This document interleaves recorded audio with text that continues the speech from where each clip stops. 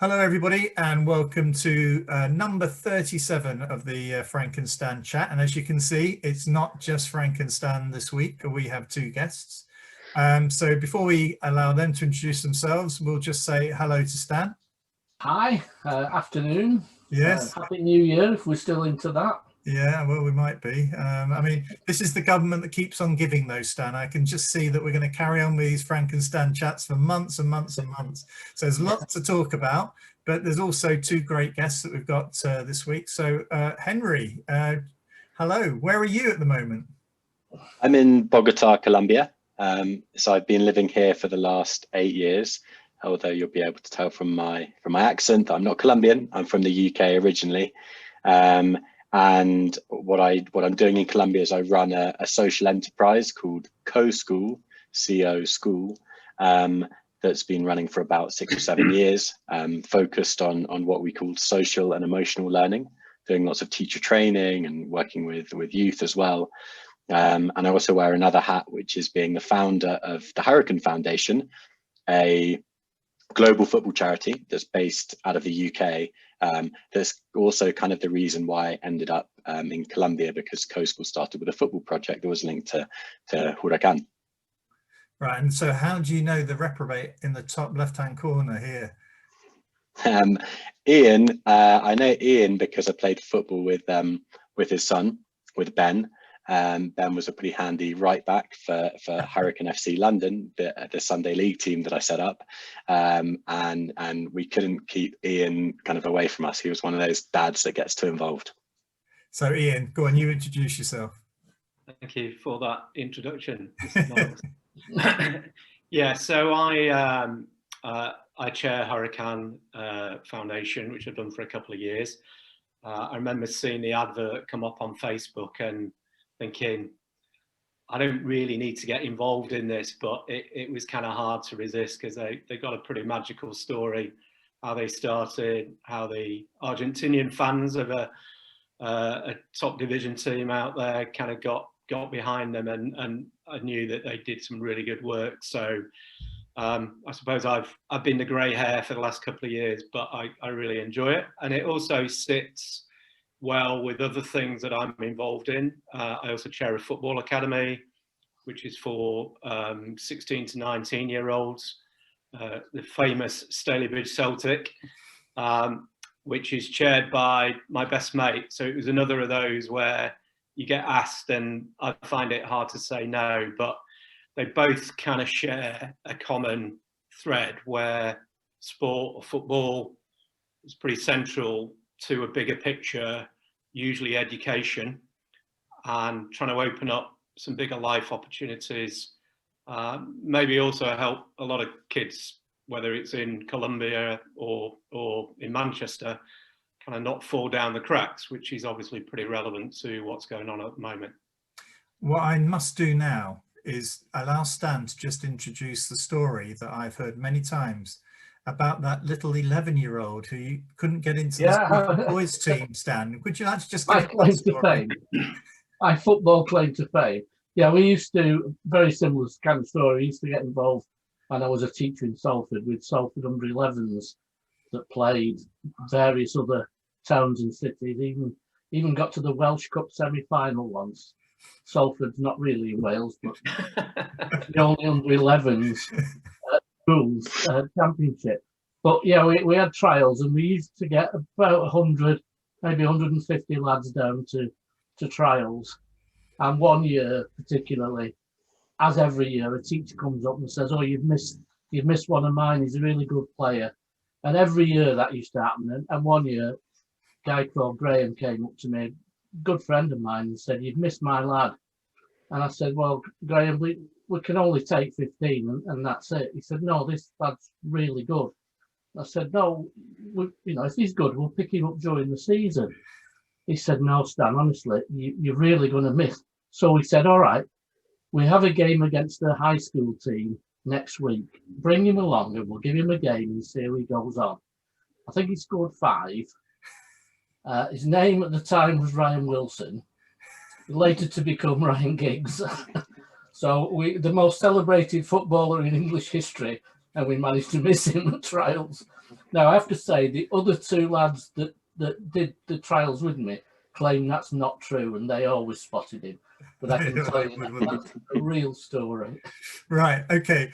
What we do is, before we start chatting to our guests, we have this, what's caught your eye this week. So what we'll do is we'll go to Stan for the first one, then we'll go to Henry, Ian, and then myself. So anything caught your eye this week, Stan? Well, I think if we stick with football and say that the leader of the opposition apparently is now playing centre forward at Old Trafford.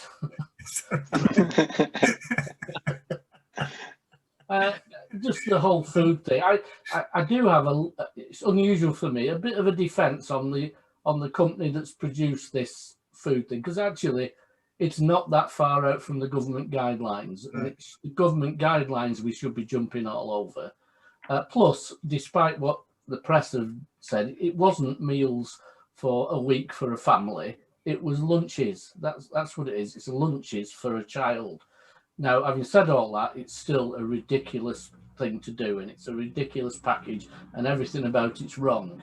But all the venom has gone to the company that's followed the guidelines, and not to the DFE who've written the guidelines in the first place. I just think it's awful. And then we've got Marcus Rashford puts his hand up and says, "What's going on?" And the next thing, it's all going to change. I love the fact that Boris phones Marcus Rashford up just for a chat. You know what I mean? Yeah. Anyway, Henry, over to you. What's caught your eye in Bogota? Well, there's, of course, it's hard to escape the news coming from North America when you're in South America. That does dominate headlines, and it is very interesting and kind of distressing times, I would say, like in the US, and of course what's going on in the UK with the food packages and so on. I'd say in Colombia, one thing that's interesting here is the kind of the politicizing of the vaccine kind of plans, and like, you know, the president's now come out and said we're going to vaccinate everyone this year, and, you know, showed a very impressive graph, you know, with this number of people in this month and this number of people, and I guess everyone's kind of like pretty skeptical about if that's going to happen, but that's kind of that's the topic of the week in Colombia at the moment. It's like, okay, vaccinations, when are they going to arrive? They promised us this, which vaccine, when, and so on. So that's what's going on. Is there a high level of trust then that will be done fairly? No, no. Unfortunately, there is not a high level of trust in government. In many institutions, and government score very lowly in that. Ian, what about you? What's caught your eye this week? There were so many UK-based things, and I watched your chat of last week. You know, there's still things that are rumbling on from that, but.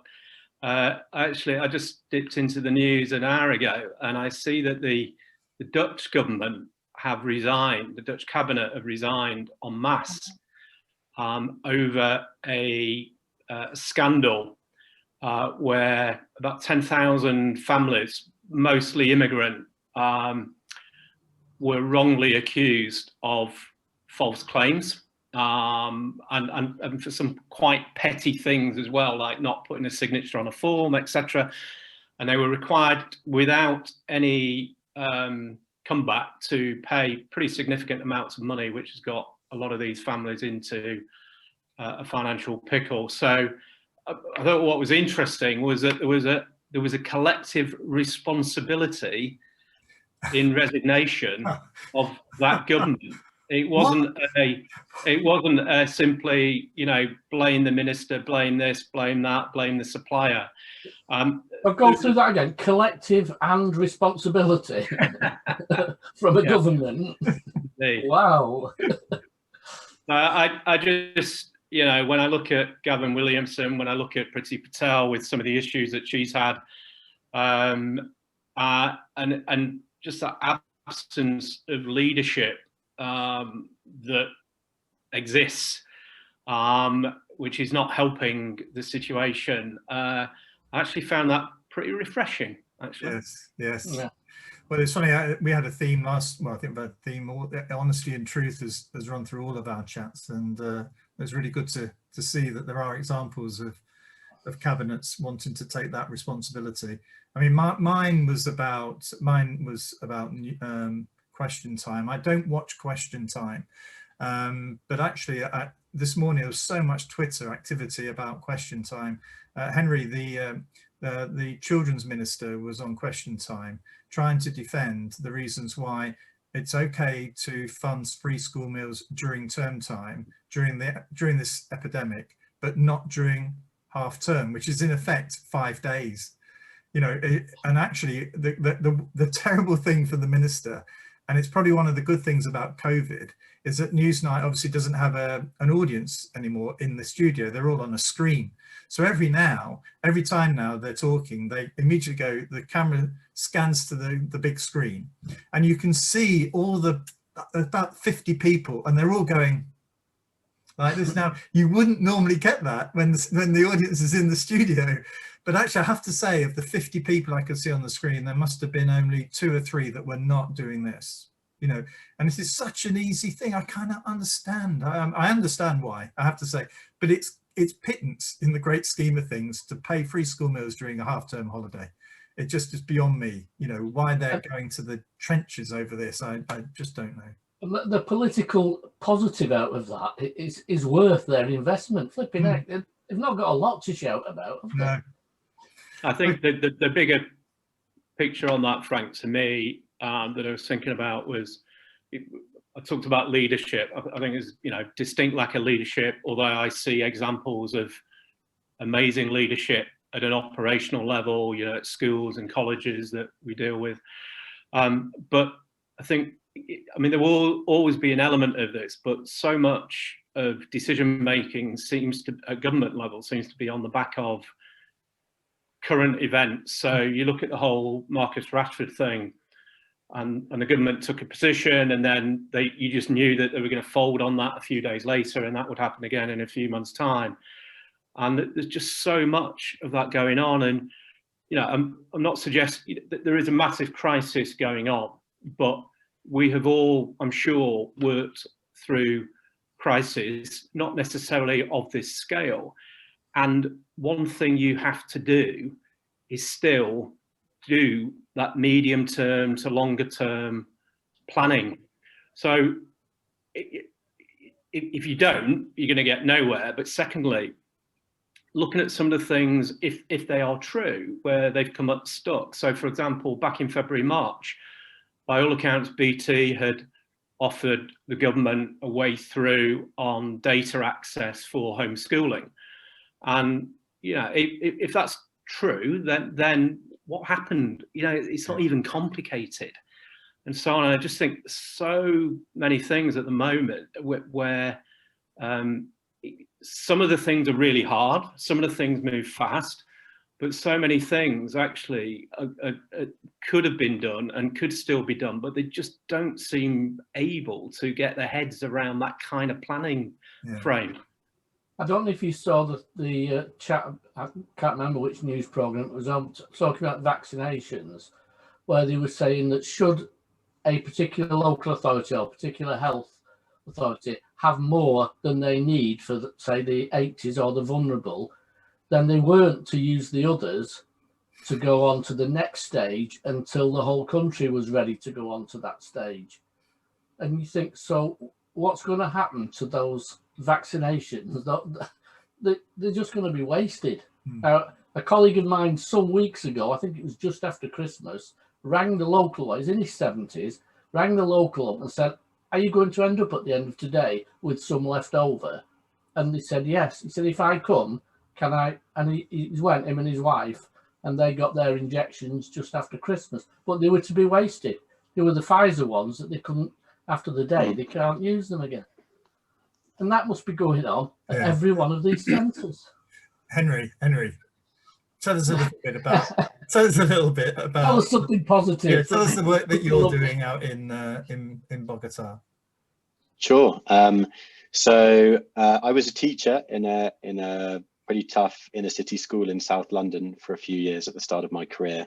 It was in a failing academy. It actually got closed down because of various problems with violence and basically a lack of interest from parents to send their kids to the school. Lots of free school meals, lots of the kind of issues that we're learning about in the public eye today, which is a positive thing, bringing awareness to the kind of the difficult situation that many families and young people live in the UK.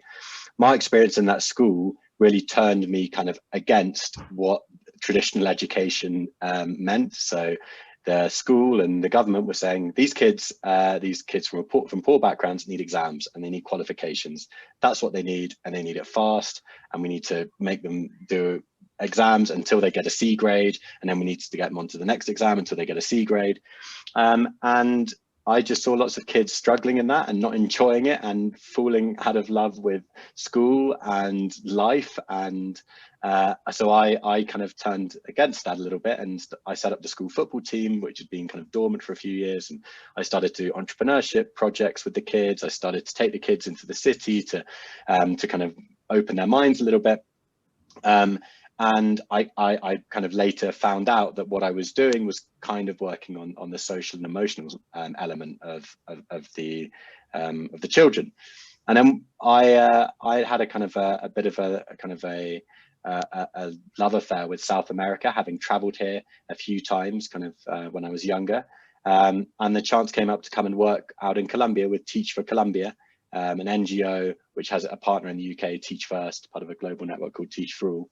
And so I was working with Teach for Colombia for a few months in Bogota, and it was just fascinating going into public schools here and finding the same challenges that you find in the UK, but probably multiplied, and just realizing that these are common issues, and realizing particularly this issue and this challenge of emotional well-being with the students is so important, and everyone or lots of people are becoming aware of that importance.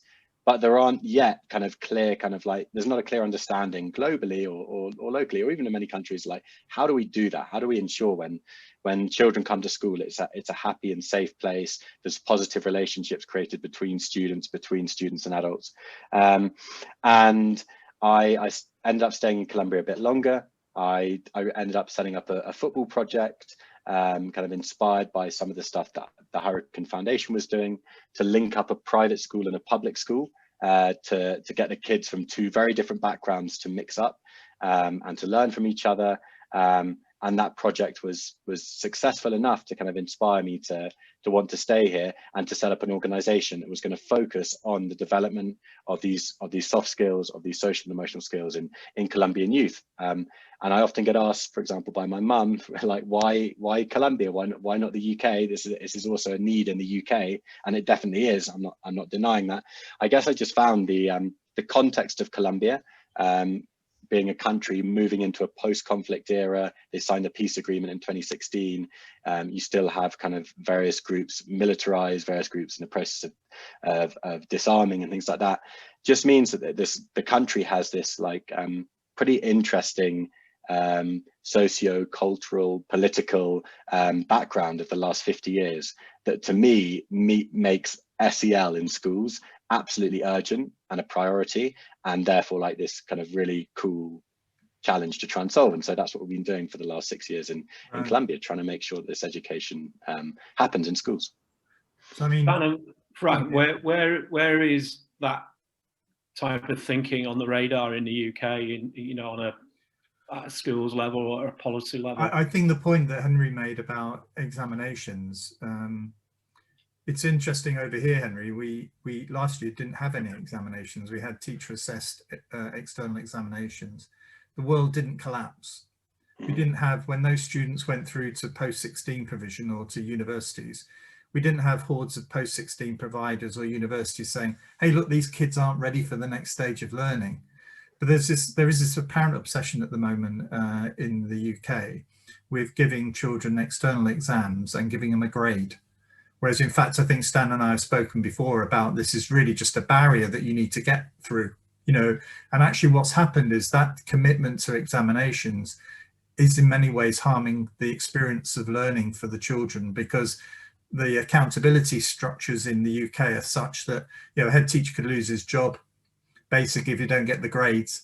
That you might, you know, in a way, you probably say, if you're in a stronger position, you say, yeah, but it's actually the experiences, isn't it? They're going to motivate the children that are going to get the grades. But actually, when you're up against it, you know, they've tended to focus in on the grades, and that's really harmed the experience. So what you've done there, Henry, is very, you know, I think we can feel that in other areas. You're not alone in those, in that experience or that realization.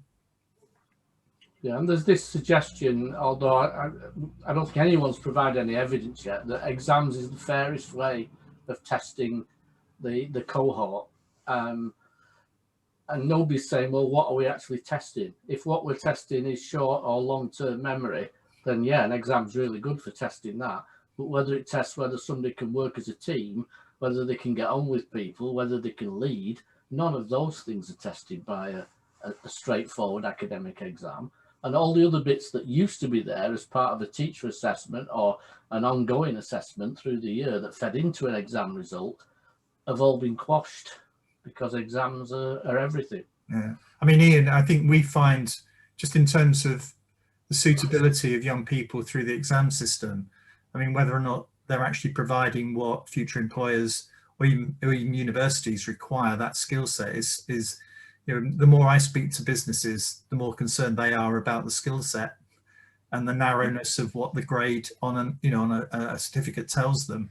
So yeah, and it's refreshing to see big companies and, you know, some of the biggest, richest companies with the best talent in the world saying, hey, it doesn't matter if you've got a university degree to come here anymore. Like Google and Ernst & Young and companies have come out with these policies which kind of like break up entirely our notion of like the qualification equals talent. It doesn't.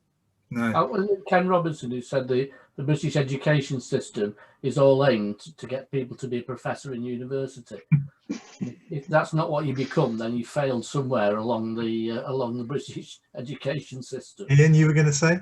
Yeah, I see it on a day-to-day basis. I mean, the academy, we work in partnership with a local further education college, Tameside College, and a lot of the lads, it is a boys academy. A lot of the lads we have, I mean, they probably wouldn't generally be in education still at that stage, and some of them may go on to be, one or two maybe go on to be semi-pro footballers, but that's not really the aim. It actually, the football, like it is with Huracan, it's just a vehicle to something else. And our academy, we've got 25 lads. It's small enough that, you know, even as chair of it, I mean, I'm not running it day to day. We have a team that does that, but so many of our conversations are about, yes, the football and how that helps interpersonal skills or whatever it may be, and some of these things, but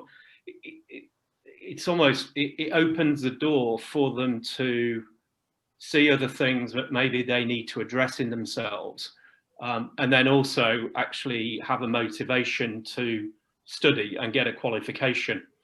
And some of them do go on to university, but many of them don't. But it's just getting them ready for life.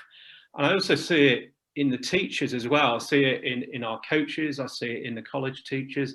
I see it when I drop off my 5-year-old grandson at school. His teacher, and I'm sure she's not unique, but I watched, I mean, everything about that school is fantastic. But the thing I'm most strikes me, when I drop him off, he might have had a bad night, or he might not want to go in, and, you know, all those little things.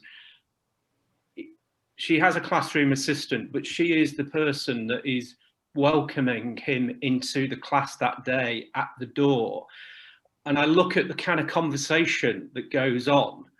It's almost like it could be someone in the family, the relationship and the security blanket that's there. So seeing it in the kids, whether they're 5, 16 to 19, and in the coaches and the teachers, it's such a powerful part of helping those individuals to feel comfortable, good about themselves, and, you know, get on with their day. and it's you know, I think it's something we need more of, definitely. Well, I was ahead. We actually, but when I could feel that the whole curriculum was being squeezed, which was probably in the late 80s, early 90s, we made time. We actually timetabled time in the morning to have those chats, so that there wasn't you know, you're on with maths at 9:05, whether you like it or not. There was a time in the timetable to just chat about somebody's hamster that may have died or whatever's gone on. I mean, I work now with schools where it's more likely to be, you know, parents are still overdose for last night and things like that. Those are the same. I would argue they're the same issue for a young child, whether his hamster's died or whether his mum's not well, are both the same thing. But it's allowing time for that to come out and that to be spoken about and that to be news that people want to hear. Yeah. Instead of down with your maths. Henry, I'm conscious of time because we're actually nearly getting on to 30 minutes, but in terms of the development of the charity out in Colombia, I mean, how many, you know, these issues that relate very closely to the work you're doing, and also how many young people are you actually supporting? Over the years, we've worked with about 20,000 young people, and we're focusing more and more on teachers. So we work with about 7,000 teachers as well, and trying to work more at a systemic level to kind of share what we've learned with government and so on. I think what Ian and Stan both mentioned, which is really interesting, is like the emotional well-being and emotional education of students can be something that's done intentionally. And I think for many years it was something that was thought of as like, oh, well, we have a SEAL person or we have someone else in the school that manages that, a psychologist or someone. And no, like what can be done is intentional creation of spaces, like Stan suggested, from a head teacher, you know, making sure there's time for those personal conversations. And what Ian says about what's happening with his grandson is the teachers being intentional with the actions that they're doing and the way that they're modeling these types of positive social interactions and so on. So it's about being intentional, and like there are ways to build it into the school day. There's not actual rocket science, it's common sense. And Ian, just going to finish it off here, because if anybody watching this is interested in that foundation, how do they get, what can they do? Somebody, you know, in the UK, what can they do to support this work? Sure. If people want to find out more about the Huracan Foundation, then they can find us at thehuracanfoundation.org. We're a small charity.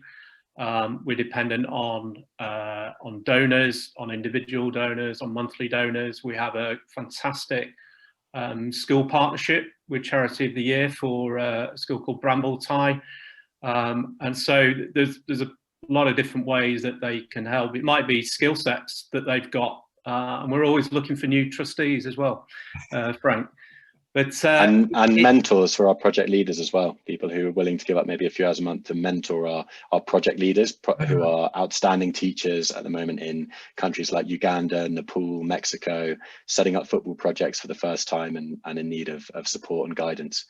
Henry, if you can send me details of that, I'll put those on this video, but also I'm happy to circulate that on my Twitter feed. I'm sure Stan will do the same, but also involved in a number of local authorities in the Northwest. So I'm very keen to try and support you if I can.